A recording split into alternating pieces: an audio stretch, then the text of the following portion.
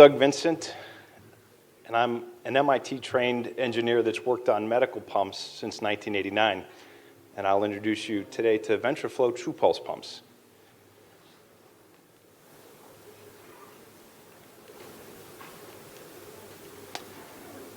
This year, over 5,000 patients will undergo multiple-day support for their failing heart with an external pump.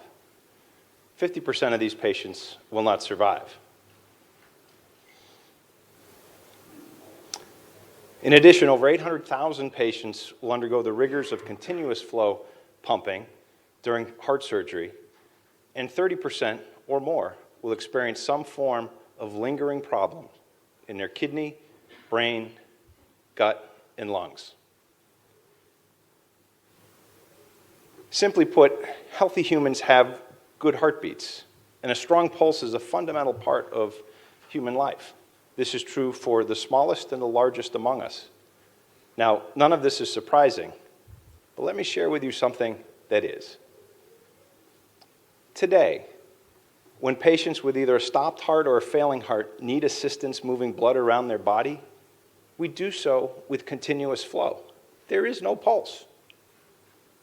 Why do we do it this way? The answer is simple and frustrating.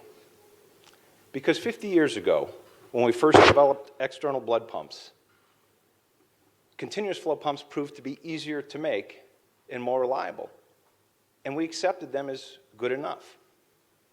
But they're really not. The patterns become clear.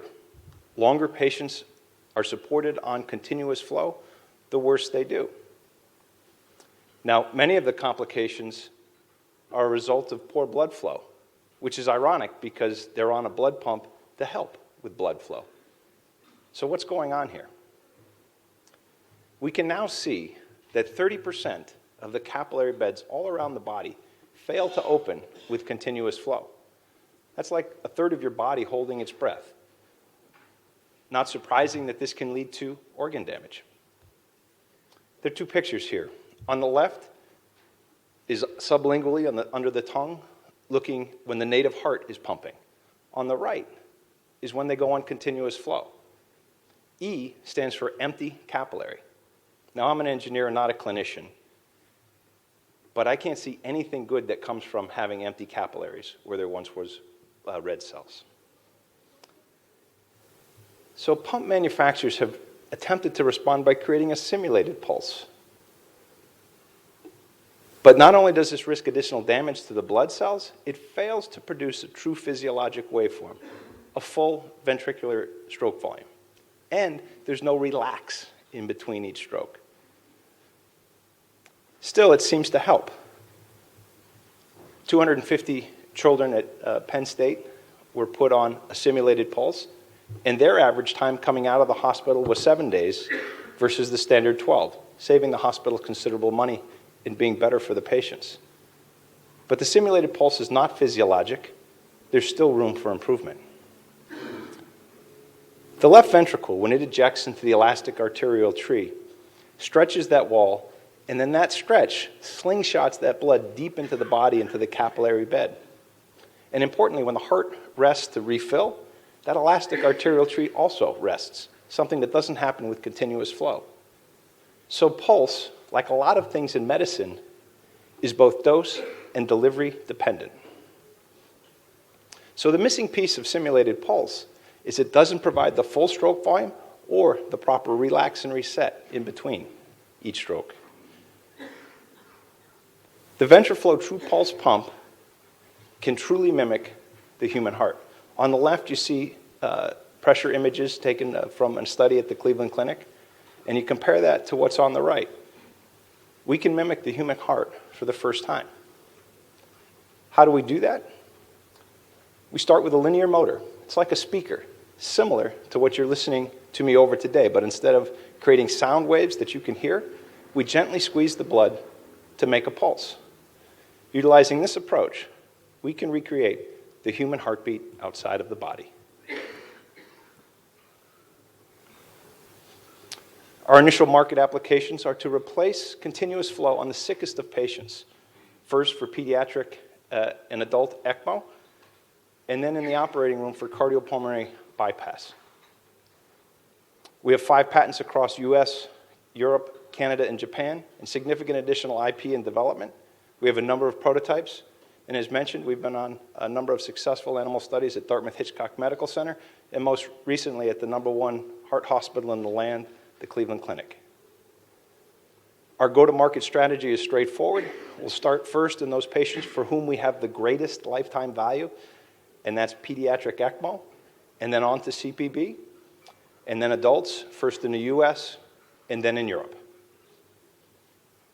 We've carefully designed VentriFlo True Pulse pumps to be a drop-in replacement for the existing continuous flow technology. So we pump through anybody's oxygenator and use standard extracorporeal blood circuitry. There are 3 main players and 2 smaller ones. All of these are potential partners or competitors. The important point is that this is a large market and is poised for disruption. There's 50 years of dogma out there. Our business model is straightforward. The buyers are surgical teams, and as you well know, increasingly the value assessment committees and hospitals themselves. There's over 3,000 centers here in the US and another 3,000 plus in the EU. So with a small direct sales force, initially targeting the 100 largest pediatric centers, that's where we'll start.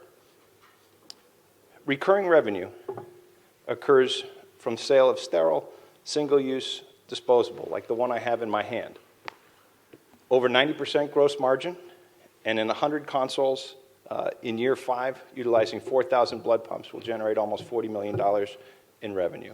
It's the classic medtech razor blade story. The regulatory path is straightforward. Surprisingly, there are 2 510K pathways available to us. This is not a PMA system. ECMO and CPB. And since the US is larger and less fragmented than Europe, and roughly equivalent regulatory pathway, we'll start here with pediatric ECMO. Importantly, FDA has concluded that harms to human are the same across all patient sizes, so whether it's a neonate, pediatric, or adult, the risks are considered the same by FDA.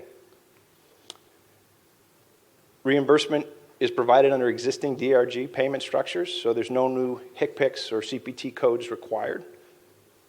Hospitals are keenly aware, with capped reimbursement, the longer patients stay, the less money they make, and their profits plummet. So the value assessment committees are really focused to find technologies like VentriFlo that can offer improved outcomes, shorter length of stay, saving hospitals money, and in fact increasing their profits. We have a terrific, highly dedicated and seasoned team of medtech executives that have brought multiple medical pumps to the market before. And a wonderful scientific advisory board, including folks from the Dartmouth Institute. Jack Copeland was part of the original Barney Clark team. Dr. Edelman at MIT and Brigham and Women's, Dr. Jaquist at Duke Medical, and Dr. Kiyo Fukumachi and Nader Moazami at the Cleveland Clinic. Our plan is to have pediatric ECMO released in 18 months with a $4.5 million investment, follow on with a $5 million after that to achieve cash flow break even in year 3, profitability in year 4, and generating almost $40 million of revenue in year 5. To get to market launch, year 1 is really focused on the pediatric pilots, verification and validation. Year 2, the pediatric 510K and the pediatric market launch. And then year 3 for adult 510K and the adult market launch. The key here is short development timeline and low development risk. Our goals are straightforward. Offering better perfusion to take better care of organs, improving outcomes, allowing for shorter lengths of stay. This in turn provides healthcare savings and increase in hospitals' profit. So, for you or your children, which would you choose? Continuous flow or the power of the pulse? VentriFlo True Pulse pumps, blood flow the way it should be. Thank you.